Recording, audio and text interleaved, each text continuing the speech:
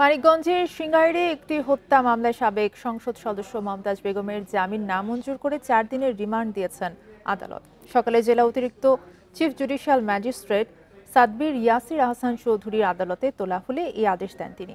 এই ঈদে জামা জুতো অ্যাক্সেসরিজের ডিসকাউন্ট। এর আগে কড়া নিরাপত্তায় হত্যাসহ 2টি মামলার নিয়মিত হাজিরা দিতে কেন্দ্রীয় কাশিমপুর কারাগার থেকে তাকে মানিকগঞ্জ চিফ জুডিশিয়াল ম্যাজিস্ট্রেট আদালতে নিয়ে আসা হয়। এ সময় আদালত চত্বরে অনাকাঙ্ক্ষিত পরিস্থিতি এড়াতে কঠোর নিরাপত্তা ব্যবস্থা নেওয়া হয়। কোর্ট ইন্সপেক্টর মোহাম্মদ আবুল খায়ের জানান, নিয়মিত হাজিরা হিসেবে মমতাজ বেগমকে আজ আদালতে তোলা হয়েছে। হাজিরা শেষে হরিরামপুরে ভাঙচুর ও মারামারি মামলায় থানায় জিজ্ঞাসাবাদ শেষে তাকে সিঙ্গাইর থানায় 4 দিনের জন্য রিমান্ডে নেওয়া হবে।